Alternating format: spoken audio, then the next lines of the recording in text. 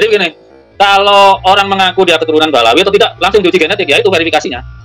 Apa? Karyanya si Imaduddin itu sebagai pedoman. Berarti kamu pekok, melinti. Jangan sok keminter bilang, oh kalau Hablu Group D itu, oh berarti dia bukan orang Timur Tengah. Pekok. Kenapa? Karena tidak mau banyak membaca. Nah, para mukimat ya, yang masih suka selalu menuntut tes DNA, saya pahamkan lagi. Jadi karena junjunganmu si Imad dan kawan-kawan termasuk Bapak Fuad Pleret, terus Kanjeng Raden Tumenggung itu dia juga menggunakan data-data dari perusahaan tester DNA, Family Tree DNA itu, ya, Family Tree DNA. Mereka kan pakai data itu. Saya juga pakai. Ini sudah saya print. Sumbernya itu dari Family Tree DNA. Hanya saja mereka itu, termasuk sampai itu Dr. Sugeng atau siapa, itu mereka tersesat pikirannya itu. Ya. Apakah gara-gara tidak paham atau tidak mengerti, atau memang sengaja menyesatkan pikiran masyarakat yang awam yang tidak meneliti? Saya yang mau saya utarakan itu bukan soal keahlian di bidang DNA. Yang mau saya utarakan itu adalah fakta ketersesatan pikiran kalian itu yang menganggap bahwa tes DNA itu merupakan satu-satunya jalan. Ya, merupakan satu-satunya cara untuk membuktikan apakah para Habib itu keturunan Nabi Muhammad atau bukan. Nah, jadi di situ aja, jalan pikiran di situ, itu sudah tersesat. Kenapa? Karena berkaitan dengan pembentukan Hablu Group itu.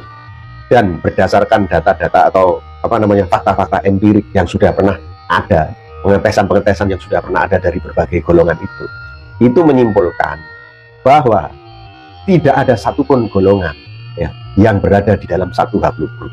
Sehingga kamu kalau ngotot, Alawi itu harus berada di Hablu Group J.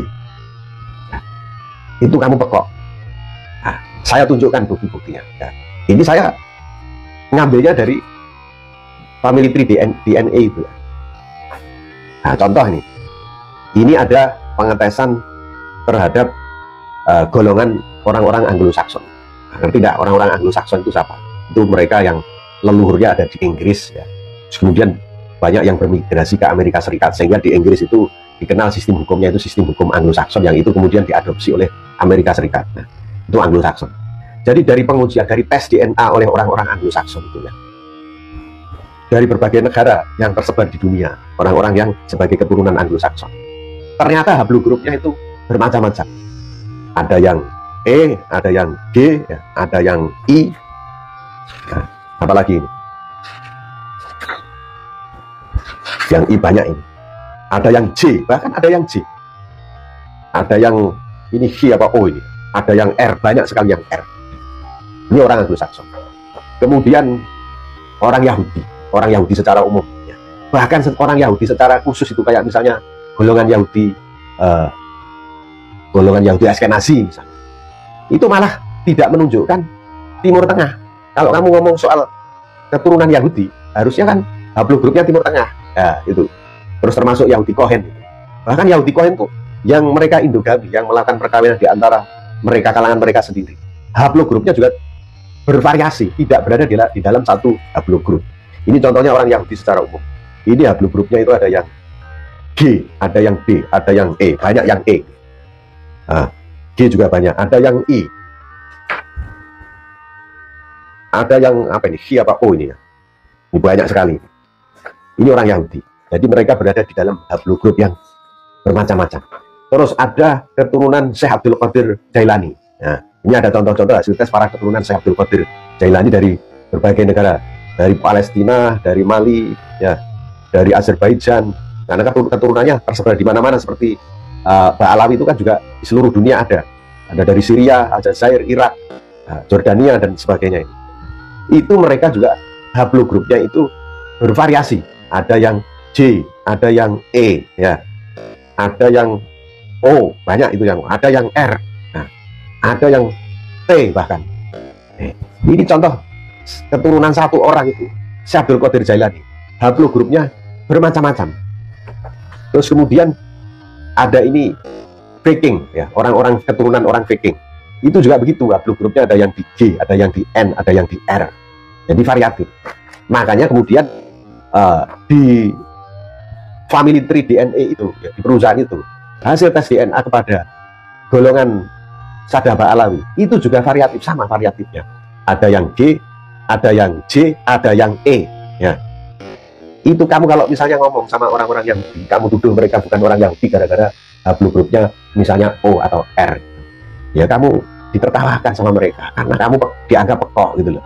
Jadi seperti itu, datanya itu menyimpulkan bahwa suatu golongan itu tidak bisa berada di dalam satu haplogrup. Ini kenyataan yang kamu mau tidak mau harus mengakui. Meskipun kamu mau nangis darah, ya, mau nangis air kencing, ya tetap saja faktanya seperti itu. Kenapa?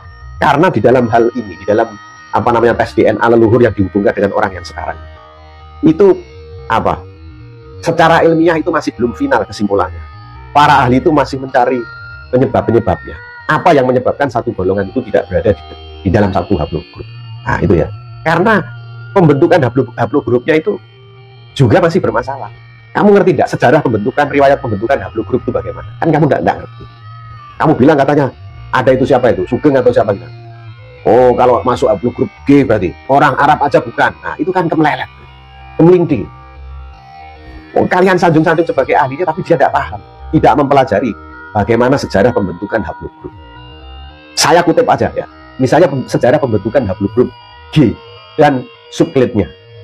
Jadi di sini disebutkan bahwa haplogrup G itu juga haplogrup Timur Tengah. Ya, haplogrup Timur Tengah, kawasan Kaukasus dan Mediterania. Kamu kalau mau berliterasi ya, kalau mau rajin membaca dari berbagai sumber, kamu akan ngerti. Jadi ojo kemelinti, jangan sok keminter bilang, oh kalau haplogrup G itu berarti dia bukan orang Timur Tengah. Apa kok? Kenapa? Karena tidak mau banyak membaca. Ya. Bacalah. Kalau sekarang di internet itu kan banyak sumber. Kamu bisa membaca dari sumber mana saja, asal sumbernya itu yang kredibel. Sumbernya itu hasil penelitian. Nah, di dalam hasil penelitian terutama golongan orang-orang Yahudi, para peneliti itu sudah menyimpulkan seperti itu, bahwa golongan Yahudi itu tidak bisa berada di dalam satu haplogrup. Golongan-golongan yang lain yang diteliti juga begitu. Buktinya, data-data yang saya ambil dari family tree DNA itu seperti itu. Jadi kamu itu pekok kalau berharap bahwa Mbak Alawi itu harus berada di haplogrup J, harus di situ. Kalau nggak J berarti dia bukan keturunan Nabi Muhammad. Ya pekok kamu ya. Itu ya, mudah-mudahan kepekokanmu itu bisa disembuhkan dengan apa? Dengan banyak berliterasi, dengan banyak membaca ya. Kamu tidak harus menjadi ahli DNA, ahli mikrobiologi untuk mengetahui fakta-fakta seperti itu.